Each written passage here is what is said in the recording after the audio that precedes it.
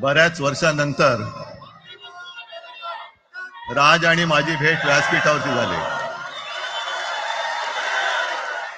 आता पंचायत अशी आहे की त्यांनी मला सन्माननीय उद्धव ठाकरे असं बोललेलं आहे.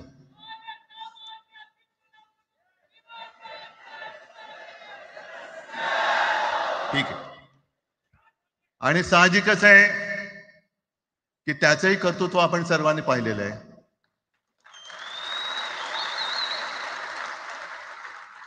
म्हणून माझ्या भाषणाची सुरुवात करताना सन्माननीय राज ठाकरे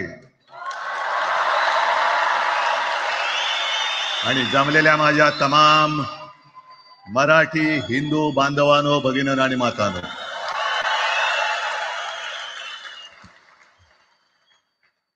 अप्रतिम मांडणी राजनी केलेली आहे. माझ्या भाषणाची काय आवश्यकता आहे असं मला वाटत नाही, कारण आजच्या कार्यक्रमाची घोषणा झाल्यानंतर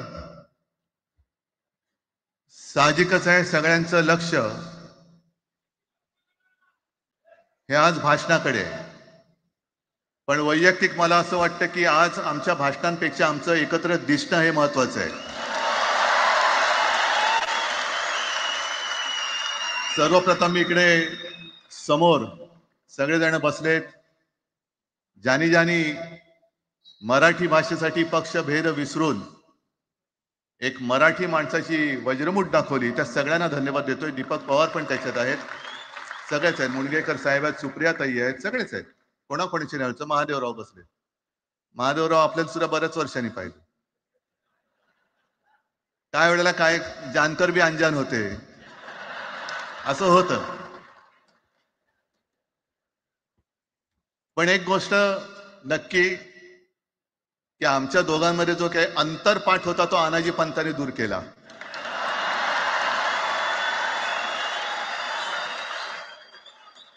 आता अक्षता टाकण्याची काय तुमच्याकडनं अपेक्षा नाहीये. एकत्र आलोय एकत्र राहण्यासाठी.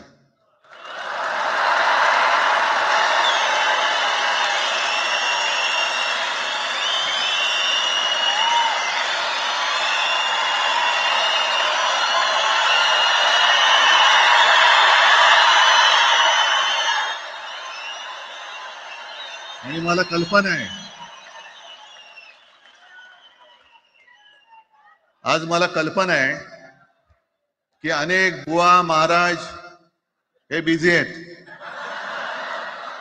कोण लिंब कापतय, कोण टाचण्या मारतय, कोण गावी जाऊन अंगारे दुपारे करत असेल, रेडे कापत असतील.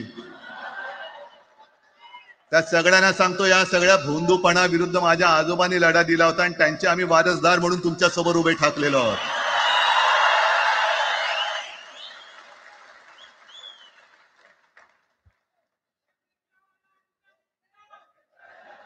नाही, हे सगळं आपणच करून ठेवलेलं आहे.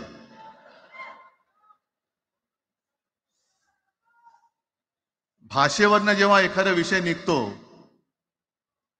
तेव्हा तो केवळ वरवरचा धरून चालणार नाही. मधल्या काळामध्ये अगदी दोघांनी, म्हणजे मी काय, राजने काय, आपण सगळ्यांनी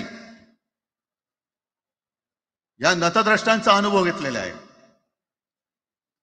वापरायचं आणि फेकून द्यायचं. आता आम्ही दोघं मिळून तुम्हाला फेकून देणार आहोत. आजपर्यंत वापर करून घेतलात.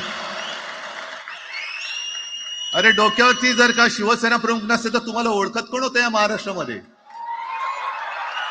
कोणत्या भाषेत बोलत होतात? अगदी राज, तू सगळ्यांची शाळा काढली, मला एका प्रश्नाचं उत्तर पाहिजे, मोदींची शाळा कोणती? सगळ्यात उच्च शिक्षित आहेत.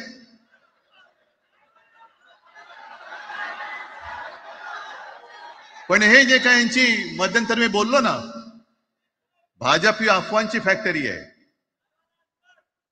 मधल्या काळात त्यांनी सुरू केलं होतं, उद्धव ठाकरेने हिंदुत्व सोडलं. हिंदुत्व ही कोणत्याही भाषेची मक्तेदारी नाही. आम्ही अस्सल मराठी बोलणारे तुमच्याही पेक्षा जास्त कडवट कट्टर देशाभिमानी हिंदू आहोत. तुम्ही काय आम्हाला हिंदुत्व शिकवताय? अरे 92-93 साली जेव्हा जे काय घडलं, देशद्रोही मातले होते, तेव्हा मुंबईतल्या अमराठी लोकांना सुद्धा हिंदू म्हणून माझ्या शिवसैनिकांनी, शिवसेना प्रमुखांच्या शिवसैनिकांनी व मराठी माणसांनी वाचवलेलं आहे. आणि देवेंद्र फडणवीस आज जे बोलत, बातमी आले सगळीकडे, मी इकडे बातम्या आणल्या आहेत. भाषेच्या नावाखाली गुंडगिरी सहन केली जाणार नाही. जर महाराष्ट्रामध्ये मराठी माणूस न्याय मागण्यासाठी आंदोलन करत असेल आणि त्याला जर का तुम्ही गुंड म्हणत असाल, तर आम्ही गुंड आहोत. आम्ही गुंड. न्याय मागणं म्हणजे गुंडगिरी नाहीये. आणि जर का गुंडगिरी केल्याशिवाय तुमच्या दरबारी न्याय मिळत नसेल, तर आम्ही गुंडगिरी करूच.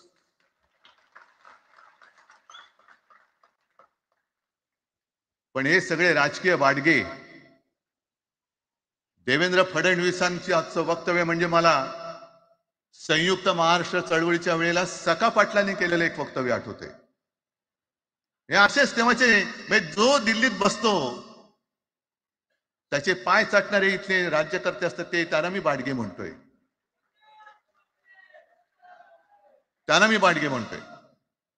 कारण संयुक्त महाराष्ट्र चळवळीमध्ये मुंबई आपल्याला आपण मिळवली. आपण म्हणजे आपण मराठी माणसांनी. तेव्हाही तत्कालीन जे सत्ताधारी होते, हो अगदी काँग्रेस होतीच ना तेव्हा सत्तेवर, मुंबई मराठी माणसाला द्यायला तयार नव्हती. आणि तेव्हा सुद्धा एक मराठी माणूस, म्हणजे आज जे बोलतात ना आम्ही मराठी नाहीत का, अरे तुम्ही नुसतं नावाने मराठी आहात, तुमच्या अंगात मराठी रक्त आहे की नाही आता तपासावं लागेल. आणि सखा पाटील बोलले होते, यावच चंद्र दिवाकरो, मुंबई महाराष्ट्राला मिळणार नाही. कशी नाही मिळत, झुकवलं, वाकवलं, गुडघ्यावरती आणलं मराठी माणसांनी. आणि मुंबई आपल्या हक्काची, तुम्ही आता जी घोषणा घेतली ना, दिली ना, ती मुंबई आपल्या हक्काची आपण लढून आपण मिळून घेतली.